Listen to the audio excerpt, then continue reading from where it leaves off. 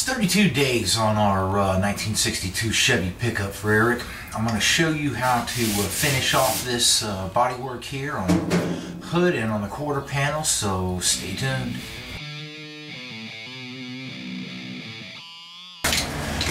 So now just go ahead and put a light black coat of primer on top of this.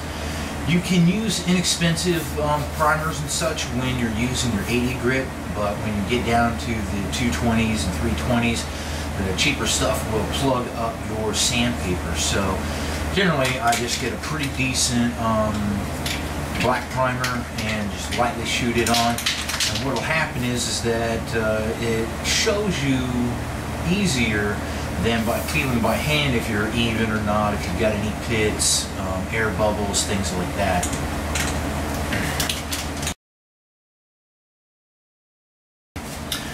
And this time when we sand down, we're going to be doing it a little bit differently. I'm going to use my large wheel here, but I'm just going to do it very gingerly, just kind of to break off this hard crust right here. It's really pretty hard to sand through this first layer crust.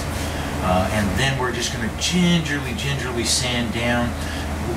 What we don't want to happen is we don't want to sand it past the point of even, because if you get a little divot in there, then you're just going to have to sand it down some more. You're going to have to put another skim coat on it, or you're going to have to shoot primer on their fat. And of course, if you shoot primer on their fat, it's more likely to crack. So we want to have the thinnest amount of filler, the thinnest amount of primer, etc., so that we don't have any problems in the future.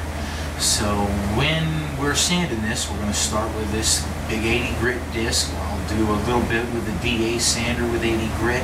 I'll switch to 80 grit block sander and sand it down. And then we'll go with 150, then we go 220, then we go 320.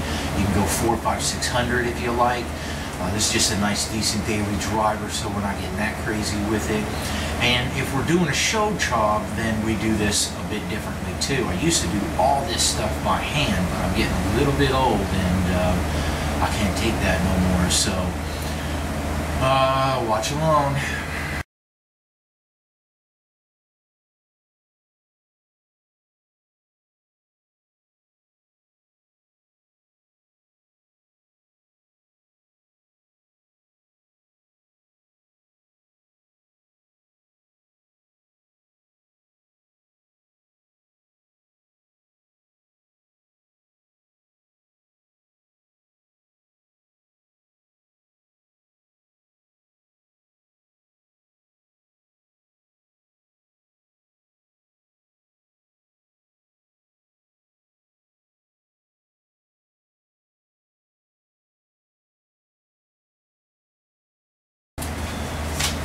When you put on a new pad, you take the old pad and you fold it in half, and then you can use it on corners and stuff. And when you have a new pad, the teeth on here are nice and fresh. So when you use those in your large open areas first, if you use them on corners and round areas, they get worn off faster. So this doesn't actually have that much large open area. It'd be more pertinent on the quarter panel. You would do the large flat mass first, and then you'd round your corners.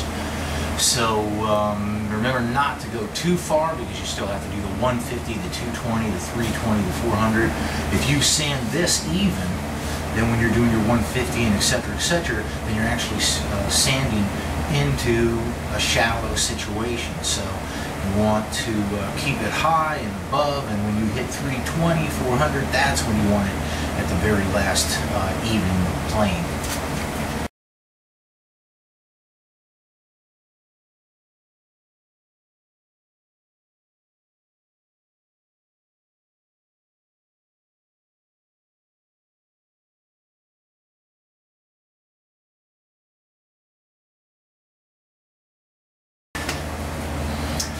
See, I got a shallow spot right here, and this shallow spot's going to be below our even plane, our straightest line.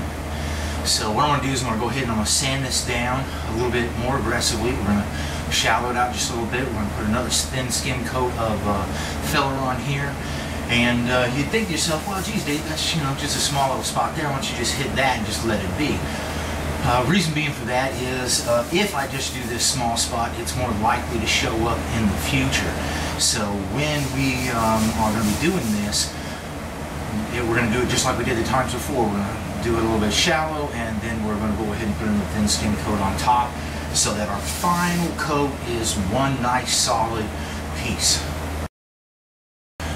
Another thing you see me doing is I crisscross as much as possible, meaning I go one direction with this and then I come back the other direction. The reason that I'm doing that is if you were to take your sandpaper and continually sand in the same grooves, it'd take you longer. So what you do is you sand one way and you get your groove set up like this, then you come by in a crisscross pattern and you just chop the tops of those off. Now your grooves are going this way, now you'll come across and you'll chop the tops of those off. So crisscrossing gives you a more even sanding, and it gives you quicker sanding, because God knows you don't want to be doing this any longer than you gotta.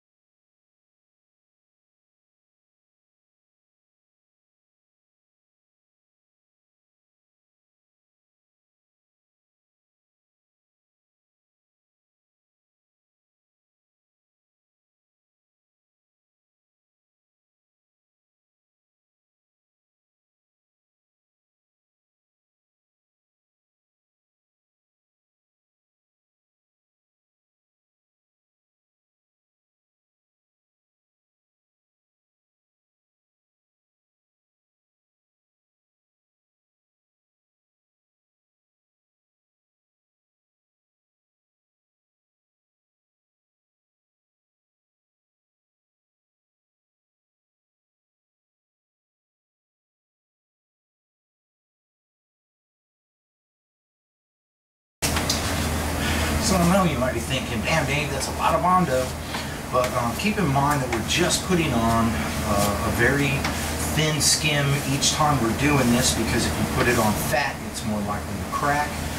And if you're doing a car and you're just selling it, you're going to go smash it up in the derby or whatever, you don't have to do all these steps. Just put on a big fat ass coat of Bondo and let it dry and sand it down and be done with it.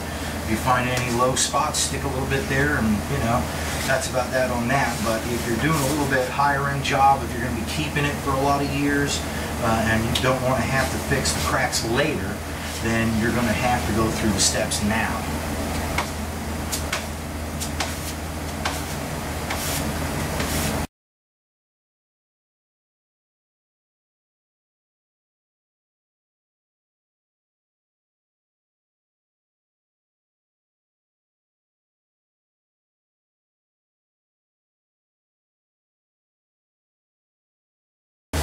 When you get a little bit of filler in little grooves when seams join, make sure that you take the filler out now when it's nice and soft, because it's a real drag when it's hard.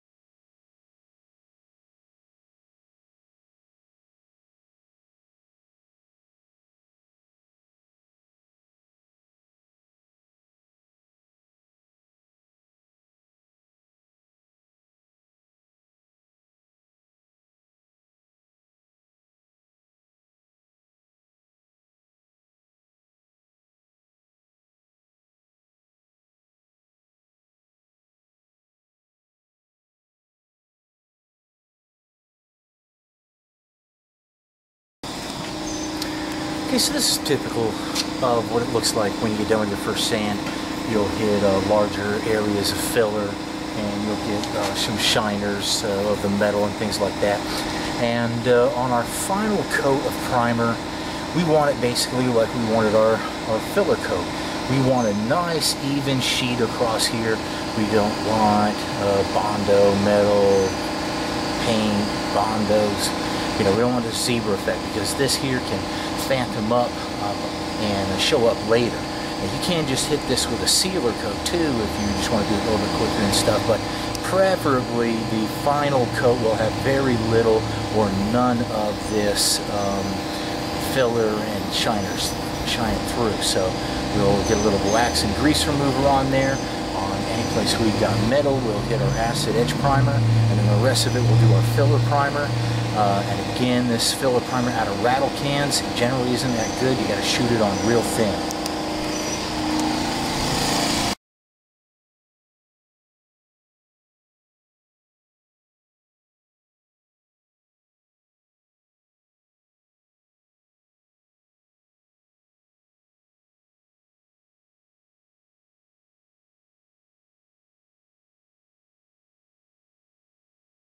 So we've got these all filler primered now. We'll let these sit overnight, and then we'll just do a light 320 tomorrow, and we'll be all ready to paint these. We will be reusing our old bolts. So I just get an old jar like this here, toss in some metal cleaner, some acetone, whatever I've got a lot of, put them all in there, and do a little shake for a while. You can also get those rock polishers, put a little bit of sand in and let them tumble over for a while, and they also have tumblers that are specific to cleaning nuts and bolts. So we'll just let these clean up and soak a bit, and then we'll shoot them all black after a little while. At some time in the past, this hood had been caught in the wind or pushed open too far, and you can see how this gap here is a little bit too big. So I've gone and got some old beat up hood hinges. I'm going to take the pair of these and I'm going to go ahead and weld it onto a beam, and then I'll lay the hood down, and I'm going to try to bend those back and see what kind of luck we get.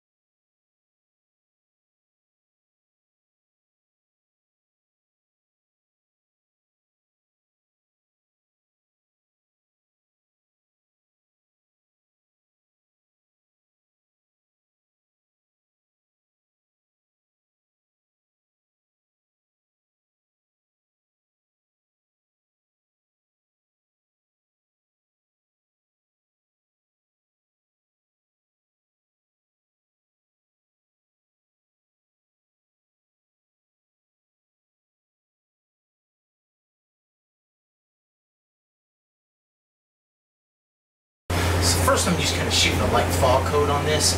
I'll let that dry up a little bit, and then I'll shoot the subsequent layers of paint.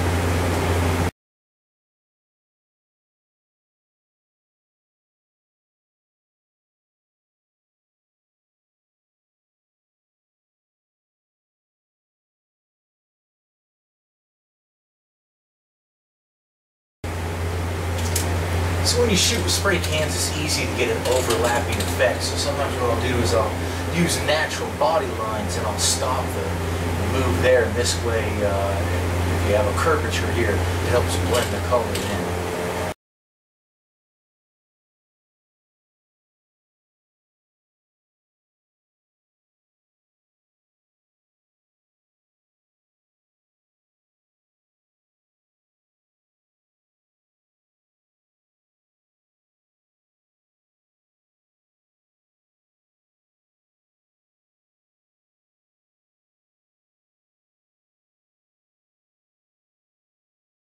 So the first coat I'll shoot on with like some old cans of paint, because if it starts to spit and sputter and makes weird little things on here, it's not that big of a deal because we'll come back over it with another coat or two.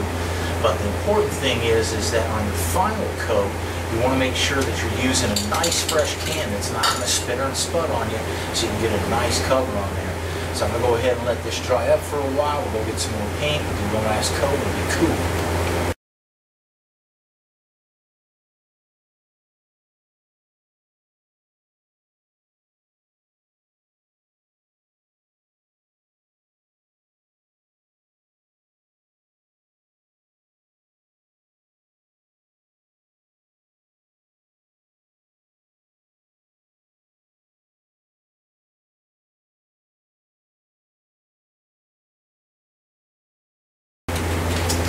In an effort to hide tiger striping, I'll go over and just do a light fog coat over the entire thing like this. Hopefully that'll hide anything. Okay, so now I'm going to do my final adjustment on my valves. I'm going to let it run for a while, get it up to operating temperatures, and then I'm going to take the valve covers off and show you how to do that.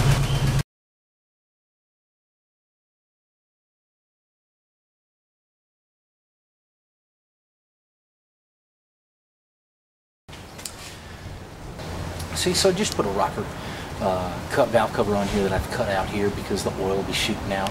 And what I'm going to do is I'm just going to loosen up until it starts to clack.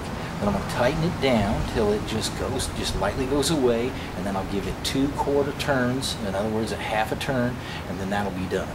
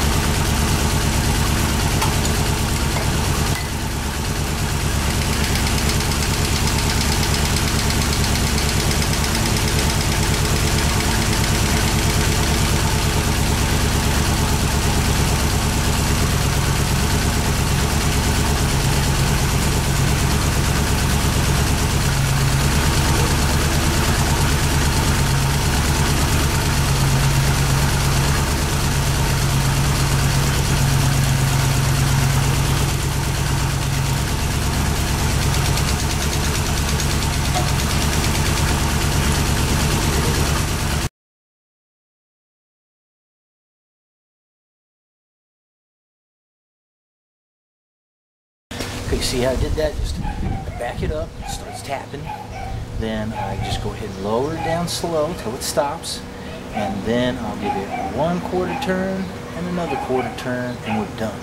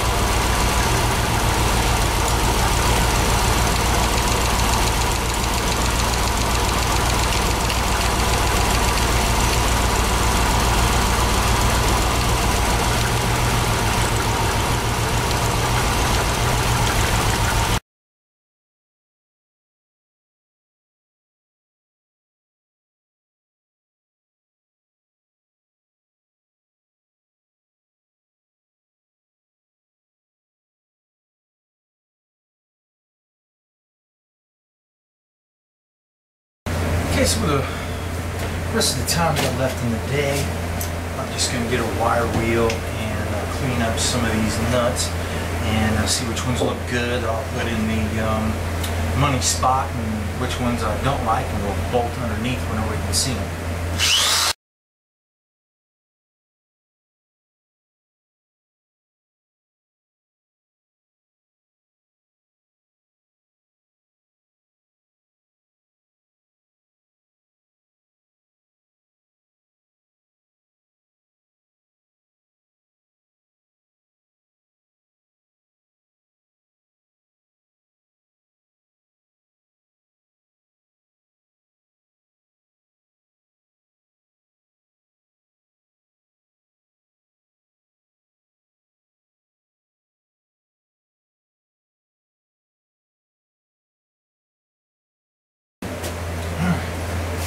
Okay, so we're all done. We got our block sanding done. We got the inside of the hood painted, our nuts cleaned up, our valves adjusted. A few of the things I didn't bother showing you just because it was boring stuff. So tomorrow, I think we're going to start bolting this truck together. So you all better stay tuned.